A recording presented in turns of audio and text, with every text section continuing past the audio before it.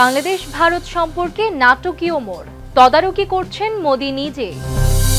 Push ইনের শিকার অন্তঃসত্ত্বা সোনালী ফিরলেন নিজ বাড়িতে। ভারতের বীরভূমে ফুলেল ভালোবাসায় বরণ। স্কুলে আধা সামরিক ফোর্সের নারকীয় হামলা, 46 শিশুসহ 114 জনকে হারিয়ে কাঁদছে সুদান। নোবেল নয়, ফিফা শান্তি পুরস্কার পেলেন ট্রাম্প। বিশ্বজুড়ে সমালোচনার ঝড়। বিশ্বের শীর্ষ ধনকুবেরদের স্বর্গরাজ্য দুবাই, নতুন মাত্রা যোগ হয় জীবনে।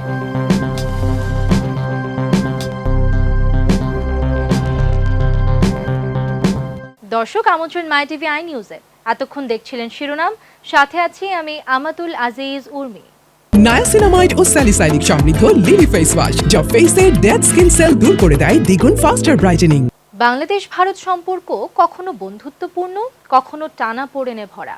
5 আগস্টের পর সম্পর্ক শত্রুভাবাপন্ন হয়ে ওঠে, ব্যবসা বাণিজ্য ও ভিসা সীমিত হয়। ইউরোপীয় মধ্যস্থতা ও যুক্তরাষ্ট্রের চাপের কারণে সীমিত আলোচনার মাধ্যমে সম্পর্ক স্বাভাবিকের চেষ্টা হয়। দিল্লির নীতি পরিবর্তনের পর ঢাকায় ভারত বিরোধী প্রচারণা কমে আসে এবং দুই দেশের কূটনৈতিক যোগাযোগ পুনরায় সক্রিয় হয়। বিস্তারিত প্রতিবেদনে। বাংলাদেশ ভারত সম্পর্কের ইতিহাস কখনো বন্ধুত্বপূর্ণ, কখনো টানাপোড়েনে ভরা। শেখ হাসিনার সরকারের সময় এটি একপাক্ষিকভাবে ভারত নির্ভর হয়ে ওঠে। 5ই আগস্টের পর পরিস্থিতি আরো উত্তেজনাপূর্ণ হয়ে ওঠে। সম্পর্ক প্রতিহিংসামূলক ও শত্রুভাবাপন্ন রূপ নেয়। মিডিয়ায় ভিত্তিহীন ও কাল্পনিক প্রচারণা ছড়িয়ে পড়ে। সামাজিক যোগাযোগ মাধ্যমে দুই দেশই আক্রমণাত্মক ভূমিকা নেয়। ভারত সরকার ব্যবসা বাণিজ্য সীমিত করে, ভিসা বন্ধ করে এবং ঢাকার সঙ্গে যোগাযোগ সংকুচিত হয়। ভারতের তেলের ব্যবসা চলে যায় আমেরিকায়, পাকিস্তান কাপড় চোপড়ের বাজার পায়, আর চীন ঢাকায় হাসপাতাল ও হালাল রেস্টুরেন্ট খুলে প্রবেশ করে। পর্যটক ও চিকিৎসার্থীরা কুনমিঙে যাচ্ছেন। সীমান্তে হত্যাকাণ্ড বাড়ে, স্বাভাবিক কূটনৈতিক যোগাযোগ স্থবির হয় এবং অঘোষিত সংঘাত দেখা দেয়। 5ই আগস্টের আগে ভারত সীমান্ত খুললেও কয়েক হাজার আওয়ামী লীগ নেতা ভারতে আশ্রয় নেয়। এ অবস্থায় প্রায় 10 মাস চলতে থাকে টানাপোড়েন। পরিস্থিতি পরিবর্তন আসে ইউরোপীয় একটি দেশের মধ্যস্থতার মাধ্যমে, যেখানে সীমিত আলোচনার দরজা খুলে তৃতীয় দেশ এবং যুক্তরাষ্ট্র টানাপোড়েন কমানোর জন্য ভূমিকা রাখে। মার্কিন রাষ্ট্রদূত ব্রেন্ট ক্রিস্টেনসেন বার্তা দেন, বাংলাদেশ ভারত সম্পর্কের টানাপোড়েন অনুকূল নয়। এরপর ভারতের নিরাপত্তা উপদেষ্টা অজিত দোভাল ও বাংলাদেশের নিরাপত্তা উপদেষ্টা ডক্টর খলিলুর রহমানের মধ্যে যোগাযোগ স্থাপিত হয়। দিল্লিতে আন্তরিক বৈঠক হয়, যেখানে সম্পর্ক স্বাভাবিক করার দিকে মনোযোগ দেওয়া হয়। নরেন্দ্র মোদী নিজে নীতি পরিবর্তন করে সম্পর্ক উন্নয়নের প্রক্রিয়ায় নজর রাখেন এবং নীতি নির্ধারকরা এজেন্সি নির্ভর কৌশল ভুল ছিল তা উপলব্ধি করেন। ঢাকায় ভারত বিরোধী প্রচারণা ধীরে ধীরে কমছে। দুই দেশের হাইকমিশনার সক্রিয় ভূমিকা নেন এবং ডক্টর খলিল সমতার ভিত্তিতে সম্পর্কের গুরুত্ব তুলে ধরেন। ভুল কৌশলের কারণে অন্য শক্তি সুযোগ নিচ্ছে, তবে ঢাকার পক্ষ দরজা খোলা রেখেছে। মিডিয়ার শিরোনামও বদলেছে এবং দক্ষিণ এশিয়ার অন্যান্য দেশ ভারতের কাছ থেকে দূরে সরে যাচ্ছে। শাহিদা রুবি, মাই টিভি। বাংলাদেশের ক্ষমতাচ্যুত সাবেক প্রধানমন্ত্রী শেখ হাসিনার ভারতে অবস্থান সম্পূর্ণই তার ব্যক্তিগত সিদ্ধান্ত বলে জানিয়েছেন ভারতের পররাষ্ট্রমন্ত্রী এস জয়শঙ্কর। বিস্তারিত প্রতিবেদনে। 2024 সালে ছাত্র জনতার আন্দোলনের মধ্য দিয়ে হাসিনা সরকারের পতন হয়। এরপর তিনি ভারতে আশ্রয় নেন। আন্দোলন চলাকালীন সময়ে দেশে শত শত মানুষের মৃত্যু হয় এবং হাজারো মানুষ আহত হন। এদিকে গত মাসে ঢাকার একটি বিশেষ ট্রাইব্যুনাল 78 বছর বয়সী হাসিনাকে অনুপস্থিত অবস্থায় মানবতাবিরোধী অপরাধের অভিযোগে মৃত্যুদণ্ড দিয়েছেন। এরপর সরকার হাসিনাকে ফেরত চেয়ে ভারতে চিঠি দিলেও সেখান থেকে কোনো সাড়া পাওয়া যায়নি। শুক্রবার পররাষ্ট্র উপদেষ্টা তৌহিদ হোসেন বলেছেন, আমরা তো শেখ হাসিনাকে চেয়েছি, যেহেতু তিনি একজন কনভিক্টেড ব্যক্তি, সর্বোচ্চ বিচারিক সংস্থা তাকে শাস্তি দিয়েছে, কিন্তু আমরা ইতিবাচক কোনো সাড়া এখন পর্যন্ত পাইনি। তবে একটা রিয়াকশন দেখছি যে তারা বিষয়টি পরীক্ষা নিরীক্ষা করে দেখছেন। এদিকে ভারতে হাসিনার অবস্থানের বিষয়ে শনিবার কথা বলেছেন দেশটির পররাষ্ট্রমন্ত্রী এস জয়শঙ্কর। এনডিটিভির প্রধান নির্বাহী রাহুল কানওয়ালের এক প্রশ্নের জবাবে জয়শঙ্কর বলেন, শেখ হাসিনা যে পরিস্থিতির মুখে দেশ ছাড়তে বাধ্য হয়েছেন সেটি এখন তার ভবিষ্যৎ সিদ্ধান্তকে প্রভাবিত করে। তার সিদ্ধান্ত তাকেই নিতে হবে। এ সময় বাংলাদেশের মঙ্গল কামনা করেন জয়শঙ্কর। একই সঙ্গে গণতান্ত্রিক মূল্যবোধের ভিত্তিতে ভারত বাংলাদেশের ভবিষ্যৎ সম্পর্ক সবচেয়ে ভালো অবস্থায় পৌঁছতে পারে বলেও আশাবাদ ব্যক্ত করেন তিনি। রাসেল হোসাইন, মাই টিভি।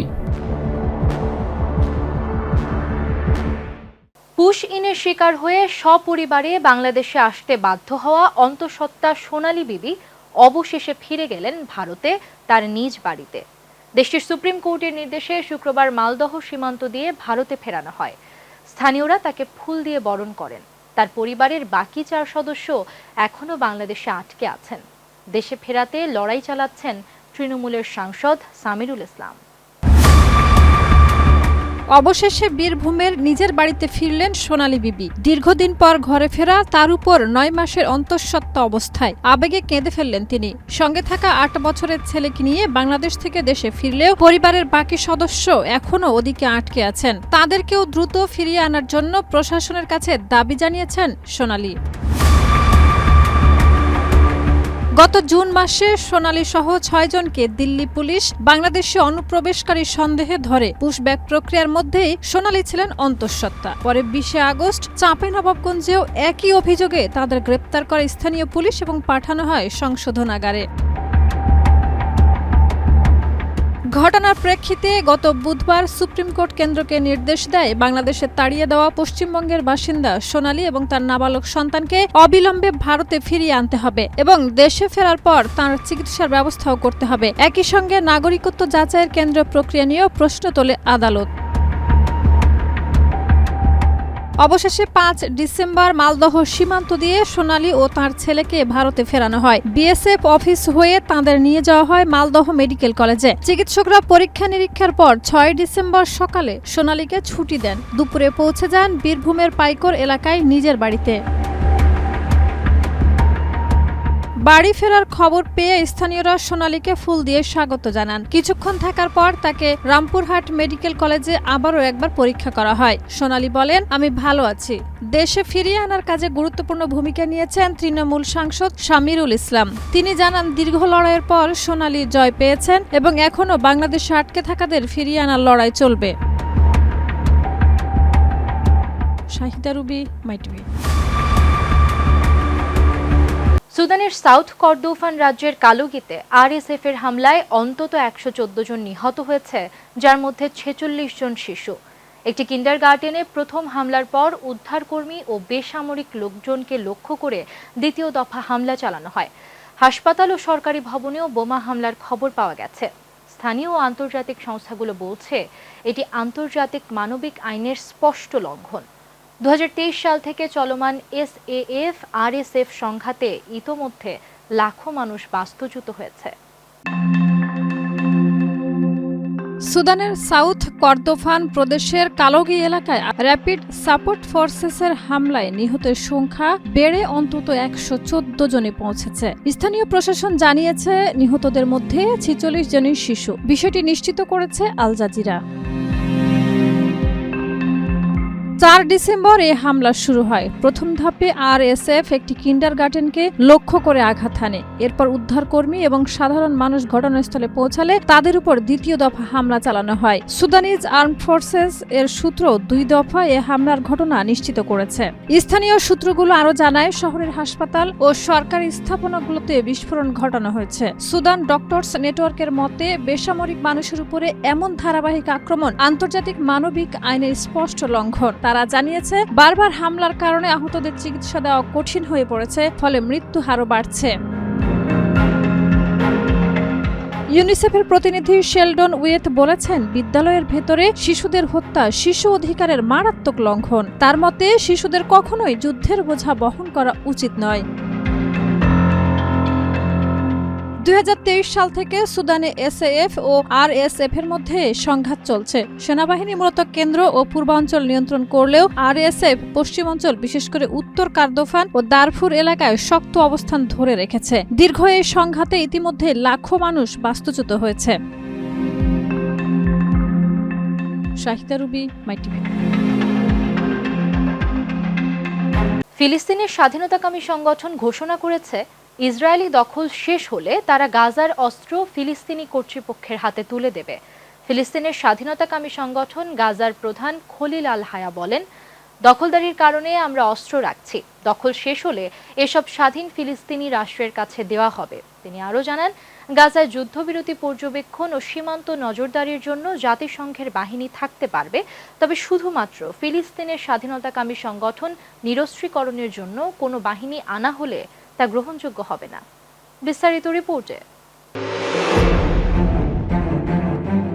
ফিলিস্তিনের স্বাধীনতাকামী সংগঠন ঘোষণা দিয়েছে, ইসরায়েলি সামরিক দখল শেষ হলে তারা গাজায় থাকা অস্ত্র ফিলিস্তিনি কর্তৃপক্ষের হাতে তুলে দেবে। 6 ডিসেম্বর এক বিবৃতিতে ফিলিস্তিনের স্বাধীনতাকামী সংগঠন আলোচক দলের প্রধান ও গাজা প্রধান খলিল আল হায়া এই কথা জানিয়েছেন। তিনি বলেন, দখলদারি আগ্রাসনের কারণে আমাদের অস্ত্র রয়েছে। দখল শেষ হলে এসব অস্ত্র আমরা স্বাধীন ও সার্বভৌম ফিলিস্তিনি রাষ্ট্রের কাছে হস্তান্তর করব। আল হায়ার দপ্তর এএফপির প্রশ্নের উত্তরে নিশ্চিত করেছে যে এখানে রাষ্ট্র বলতে তিনি স্বাধীন ফিলিস্তিনি রাষ্ট্রকে বুঝিয়েছেন। ফিলিস্তিনের স্বাধীনতাকামী সংগঠন গাজার সীমানা নিয়ন্ত্রণ এবং যুদ্ধবিরতি পর্যবেক্ষণের জন্য আন্তর্জাতিক বাহিনী মোতায়েনের প্রস্তাব মেনে নিয়েছে। আল হায়া বলেন, জাতিসংঘের বাহিনী যুদ্ধবিরতি পর্যবেক্ষণ এবং সীমান্ত নজরদারি করতে পারবে, তবে শুধুমাত্র ফিলিস্তিনের স্বাধীনতাকামী সংগঠন নিরস্ত্রীকরণের জন্য কোনো আন্তর্জাতিক বাহিনী মোতায়েন করা হলে তা আমরা গ্রহণ করব না।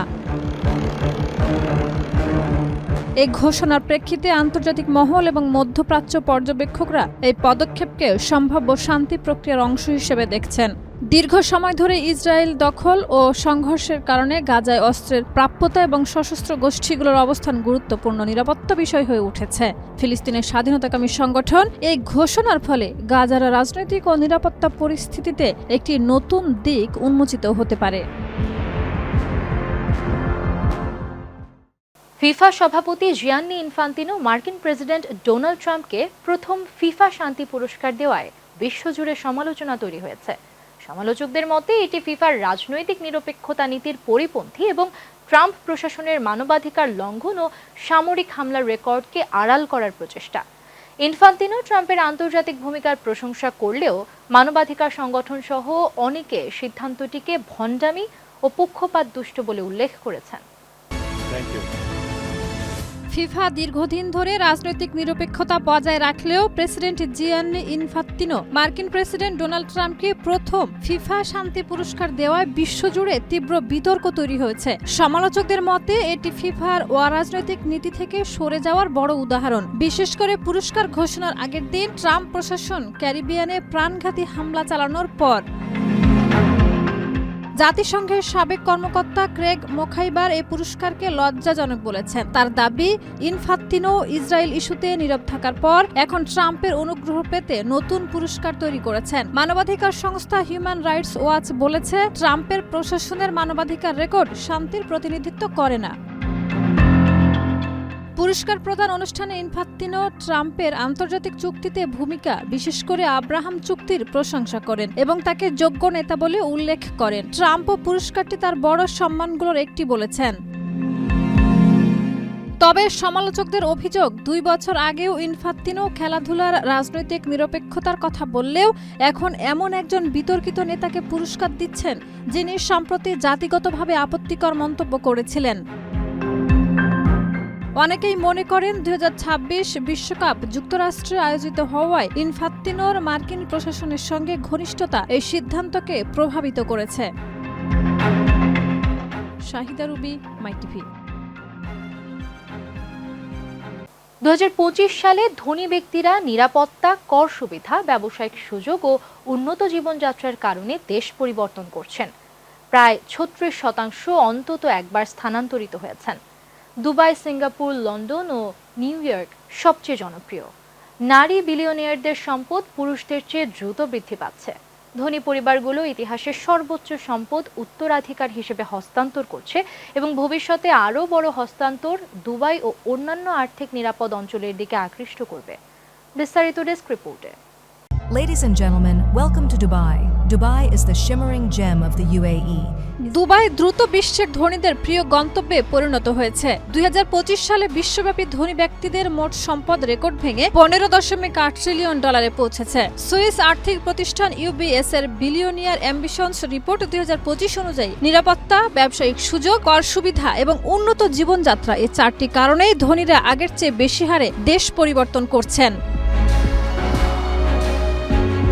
বর্তমানে বিশ্বের 36% ধনকুবের অন্তত একবার জন্মভূমি ছেড়ে অন্য দেশে স্থায়ী হয়েছেন। তাদের প্রিয় গন্তব্যের তালিকায় রয়েছে দুবাই, সিঙ্গাপুর, লন্ডন এবং নিউ ইয়র্ক। বিশেষত সংযুক্ত আরব আমিরাত দুবাইকে উচ্চ সম্পদশালী ব্যক্তিদের জন্য নিরাপদ আশ্রয়স্থলে পরিণত করেছে। করমুক্ত নীতি, স্থিতিশীল সরকার, শক্তিশালী অর্থনীতি এবং আন্তর্জাতিক মানের জীবনযাপন এটিকে কোটি কোটি ডলারের মালিকদের জন্য আকর্ষণীয় করেছে।